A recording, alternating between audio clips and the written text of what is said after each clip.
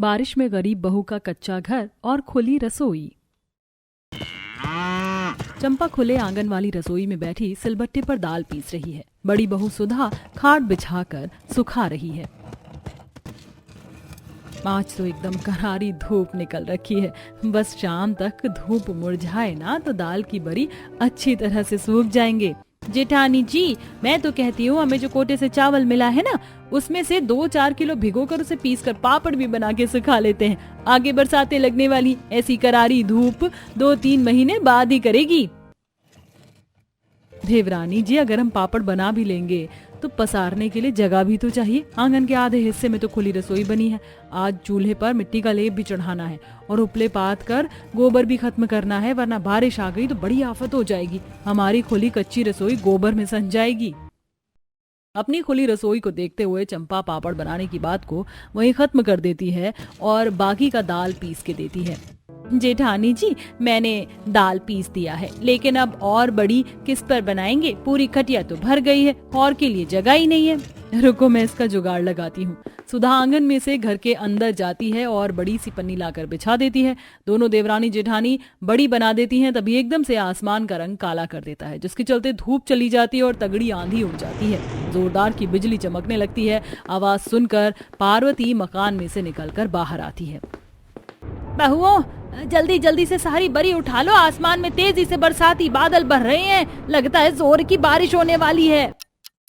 खराब बारिश का मौसम देखकर दोनों बहू सूखने के लिए डाली गई दाल की बरी इकट्ठा करने लगती हैं। तभी एक बार फिर जोर से बिजली कड़कती है और मूसलाधार बारिश शुरू हो जाती है, जिससे बारिश में खुली रसोई का चूल्हा, बर्तन, अनाज सब चीज भीगने लगती है। जिस पर पार्वती कहती है, अरे चंपा बहू देख, चूल्हा गीला हो रहा है, जल्दी से जाकर चूल्हा तोप दे, वरना चूल्हा टूट गया तो खाना पीना किस पर बनाएंगे? जी माँ जी। चंपा जल्दी से चूल्हे पर बड़ी सी पन्नी डाल देती है, लेकिन आंधी तूफान इतनी तेज उठी हुई थी कि पन्नी नहीं टिक रही थी। हे भगवान जी, ये पन्नी भी चूल्हे पर ठहर नहीं रहा। ऐसे तो चूल्हा भीग जाएगा तो आंच भी नहीं जुड़ेगा। कुछ जुगाड़ लगाना पड़ेगा। बेचारी बहू बारिश में खुद भीगते हुए दोनों हाथों से चूल्हे पर पन्नी रोके हुए थी। तभी आंगन की कच्ची दीवार पर सजाए साबुत ईंट रखा हुआ दिखाई देता है। चूल्हे की चारों तरफ से अच्छे से ढककर पन्नी पर ईंट रख देती है। वहीं सास बहू खटिया उठाकर खांचे के अंदर ले जाती हैं, जहां बारिश में और भी ज्यादा बुरा हाल था। खिड़कियों के टूटे पल्ले से झटास मार रहा था। तीनों बच्चे एक तरफ चटाई डालकर बैठे थे और बबीता घर के चू रहे हिस्सों में बाल्टी बर्तन रख रही होती है। ये भगवान, मकान के मचान से तो झरने की तरह पानी बह रहा है। ऐसे तो ये बड़ी पानी में भीग के भूई लग जाएगी। बहू, तुम दोनों देवरानी जेठानी को क्या जरूरत थी दाल की बड़ी बनाने की? माँ जी, सुबह तक तो मौसम बिल्कुल साफ था, इसीलिए हमने बना दिया। आपने ही कहा था कल की बरसातें लगने वाली हैं, तो बना देना। बारिश में साग सब्जी का दाम भी कितना बढ़ जाता है, तो इसीलिए बनाया था। हमें क्या मालूम था हमारी मेहनत पर पानी फिर जाएगा। तभी चंपा खुली रसोई का सारा बर्तन, अनाज भी अंदर लाकर इकट्ठा कर देती है, जिसे पूरी जगह सामान से छिक जाती है। बिच्छम बिच्छा देख पार्वती बड़बड़ा जाती है। एकदम से घर कितना भरा भरा लग रहा है। मेरा तो दिमाग काम नहीं कर रहा ये देखकर। एक ही कमरा है तो सामान को ठीक ढंग से जगह ठिकाना लगाना है। बारिश का मौसम है, आज चूल्हा भी अंदर डलेगा और ज्यादा दिक्कत परेशानी होगी। पार्वती को बीपी के चलते घुटन बेचैनी की समस्या थी। ऐसे में परिवार में रहने वालों की 10 लोगों के बीच में गुजारे के लिए एक ही कमरा बना हुआ था। एक कमरे के अंदर सोना, खाना पीना, नहाना, रहन सहन में दिक्कत होने के चलते दोनों बहू ने रसोई खुले में बना रखी थी, जहां सर्दी गर्मी में तो सुलभता से सब हो जाता, लेकिन बरसातें लगते ही खुली रसोई और कच्चे घर में परिवार वालों को टाइम काटना भी दूभर था, क्योंकि दोनों भाइयों की आमदनी भी खास नहीं थी। जो भी जितना भी कमाते परिवार के खाने पर ही खर्चे में पूरा नहीं पड़ता था, तो घर की छत और पक्की रसोई करवाने की सोच हर साल सोच ही रह जाती थी। कुछ देर बाद, मम्मी, ताई जी, आप दोनों खाना कब बनाओगे? मुझे जोरों की भूख लगी है। देखो कितनी अजीब बारिश हो रही है, पकौड़ी तो बना दो। ज्यादा मुंह फाड़कर फरमाइश करने की कोई जरूरत नहीं है। चुपचाप से जाकर पढ़ाई कर, वरना लगाऊंगी कान के नीचे एक। तो बारिश ने मिट्टी पहाड़ कर रखी है, इसे पकौड़े खाने की लगी पड़ी है। दादी, दादी, मम्मी ने मुझको डांटा। चंपा बहू, खबरदार, जो मेरे पोते पर गुस्सा उतारा तो मुझसे बुरा कोई नहीं होगा। ना आपसे बुरा कोई है भी नहीं माँ जी। मक्खी मच्छर के जैसे मुंह में क्यों भिनर भिनर कर रही है? जरा तेज बोल कर देख।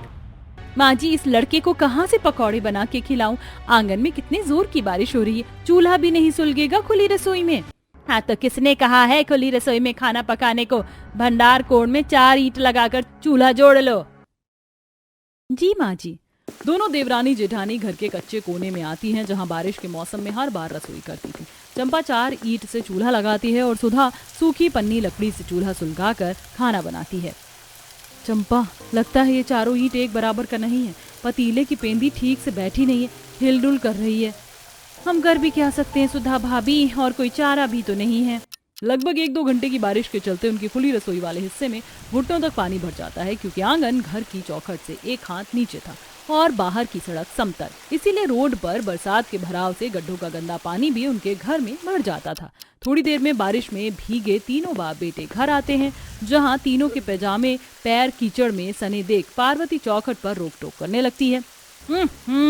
भगवान जी, ऐसा लग रहा है जैसे तीनों के तीनों बाप बेटे कीचड़ में कुश्ती लड़के आए हो। बाहर ही ठहर जाओ। पार्वती, अरे सर से पैर तक भीगे पड़े हैं, थरथराहट चढ़ रही है शरीर में भाई।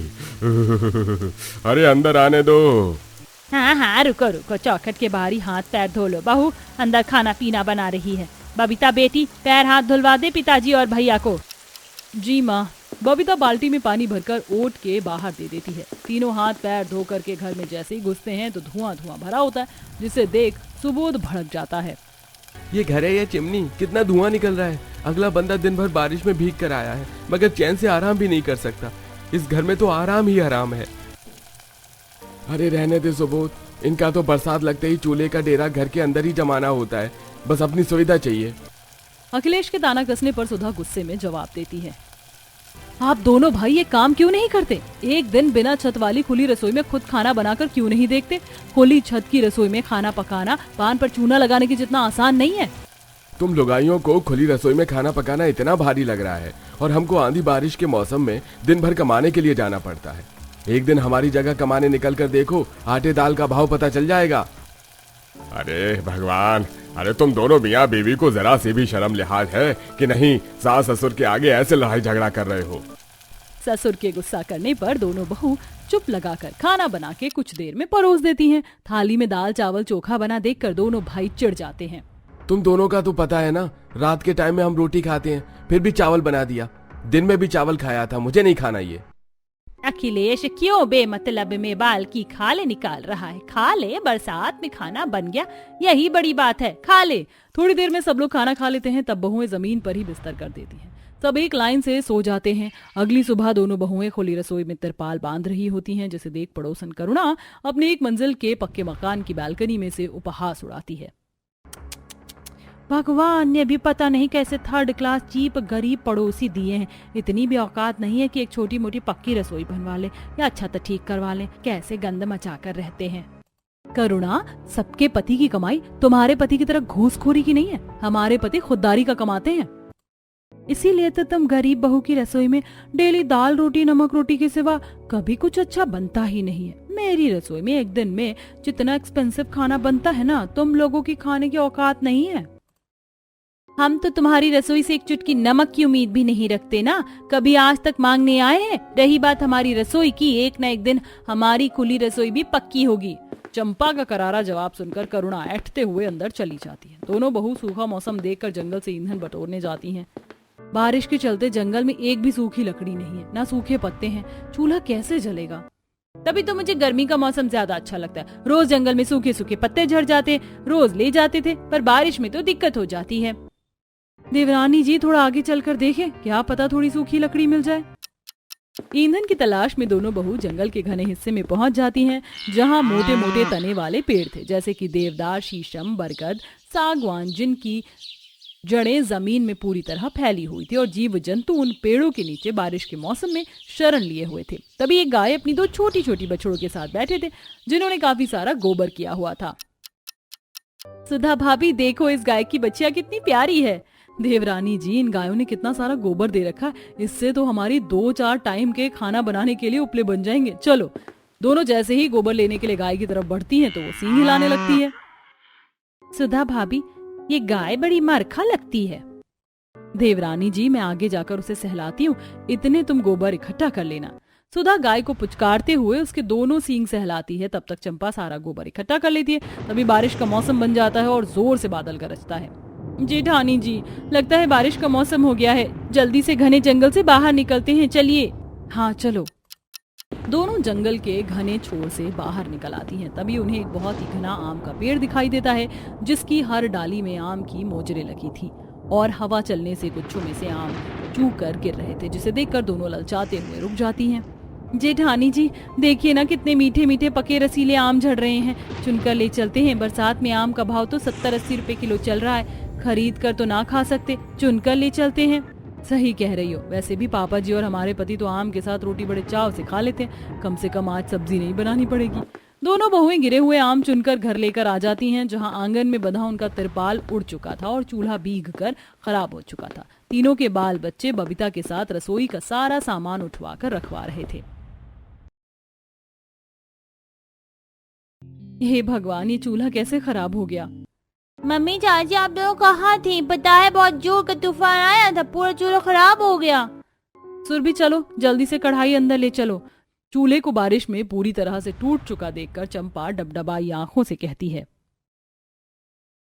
जेठानी जी, इस चूल्हे की सारी मिट्टी गल कर बह गई है। अगर थोड़ा बहुत अचकन टूटा होता तो मिट्टी से लगा देते तो अब बात बन जाती। अब बिना चूल्हे की रसोई में खाना कैसे बनेगा।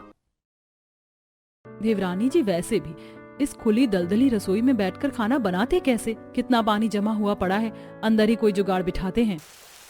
दोनों बारिश में गीली घर के भीतर आती हैं, जहां आज कच्चे कमजोर छत से बारिश का पानी चूने के साथ साथ आज मिट्टी भी झड़ रही थी, जिसे पार्वती सूखी मिट्टी से लीप रही थी।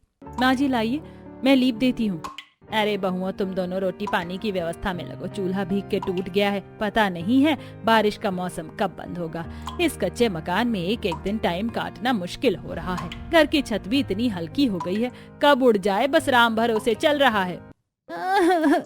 माँ, खाना कब बनाओगे? बहुत तेज की भूख लगी है, पेट भी दुख रहा है।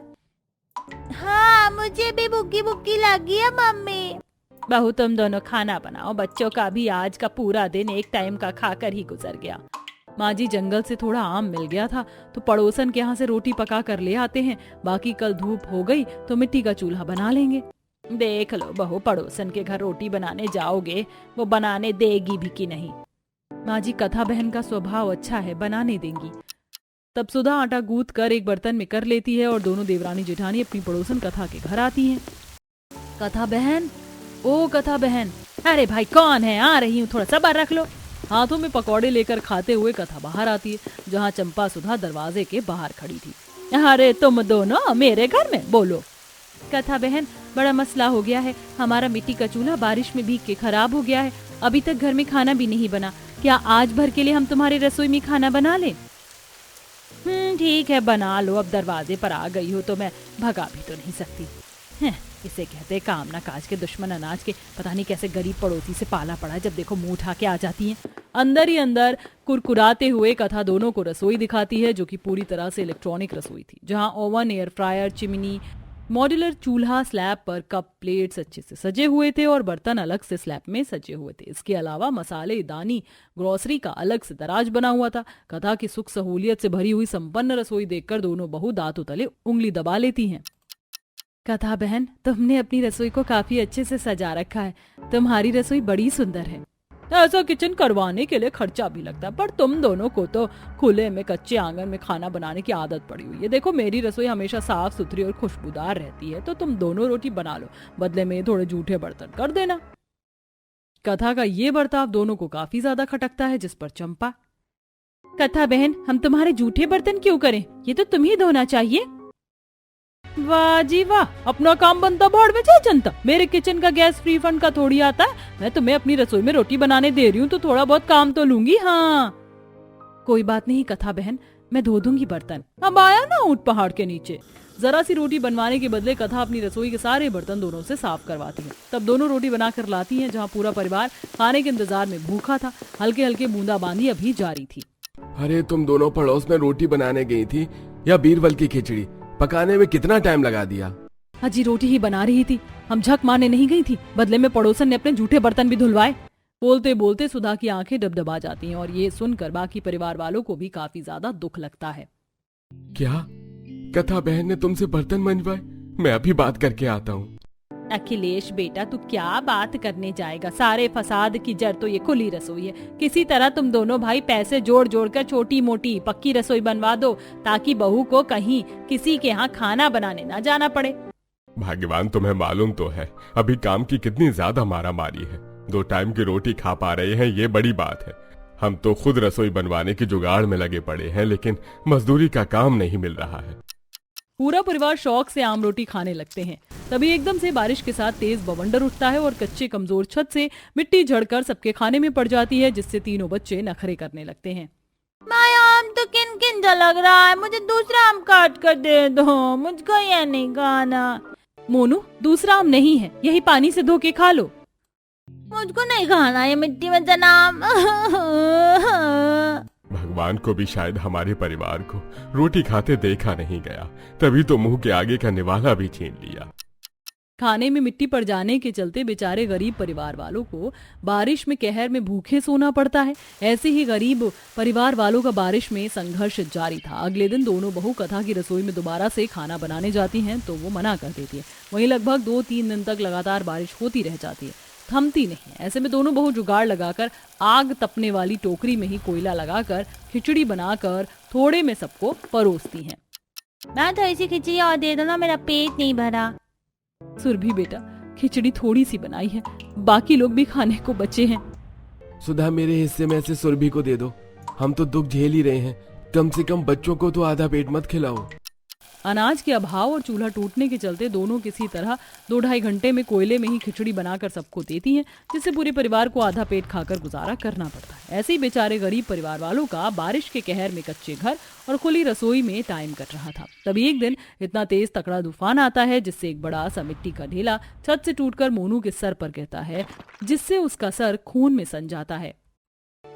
मम्मी, मेरे सर।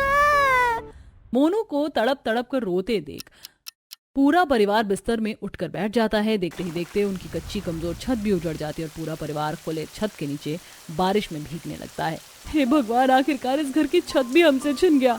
बहू, आंधी पानी भी तो बड़े जोरों की पीट पीट कर हो रही है। ये हल्की कमजोर छत कब तक टिकती? दीवार भी हिलडुल रही है, कहीं दीवार भी धस के गिर ना जाए। बाहर चलो सब। पूरा परिवार डर के मारे सर पर बोरी डालकर उस कच्चे मकान के बाहर खुले आंगन में खड़े हो जाते हैं। सुबह जाकर बारिश छूटती है। बच्चे ठिठुर रहे थे, मोनू को बुखार ने जकड़ लिया था। बाल बच्चे परिवार की ऐसी दुर्दशा देखकर दोनों के पति के चेहरे पर कुछ ना कर पाने की लाचारी और पछतावा साफ साफ झलक रहा था। बस, बहुत दुख झेल लिया हमने। अरे आज ही हम अपने सेठ से बात करके सीमेंट और रेत लेके आएंगे। पर भैया, छत की लेंटर डालने के लिए लोहे की छड़ वगैरह भी तो लगेगी, वरना मकान की छत मजबूती नहीं पकड़ेगी। अजी, मकान बनाने में लकड़ी भी तो लगती है, हम उससे भी तो अपनी छत पक्की कर सकते हैं। हम जिस जंगल से गोबर और ईंधन वगैरह लाते हैं, वहाँ बहुत ही मजबूत और टिकाऊ लकड़ियाँ हैं जो घर बनाने में लगती हैं। तब दोनों भाई जंगल से लकड़ी काट कर लाते। दोनों बहू भी जंगल से केले, खजूर, नारियल के पत्ते काट कर लाती हैं। अब दोनों बहू आंगन में रसोई की नींव खोद लेती हैं और वहीं दोनों के पति सबसे पहले 4 दीवारी की टूटी छत को बनाते हैं, जिस पर वह लकड़ी के तख्त चढ़ाते हैं। तब दोनों बहू और उनके साथ सास ननद भी लगकर पत्तों की मजबूत टिकाऊ चटाई बनाकर छत के ऊपर लगाती हैं। वहीं दीवारों पर भी गोबर मिट्टी का गाढ़ा घोल चढ़ाकर उसे मजबूत करती हैं। अब तो हमारे मकान की छत भी पक्की हो गई। अब हम भी बारिश में बड़े मजे से मीठी मीठी नींद जाएंगे और अब हमारा खाना भी खराब नहीं होगा, क्योंकि मकान से मिट्टी नहीं निकलेगी। तब दोनों भाई खुली रसोई में लकड़ियों से 4 दीवार बनाकर घास फूस गोबर मिट्टी से छत बनाकर तिरपाल चढ़ाते हैं, ताकि बारिश का पानी उस पर जमा ना हो पाए। अब दोनों बहू परिवार वालों को खीर पूरी बनाकर खिलाती हैं।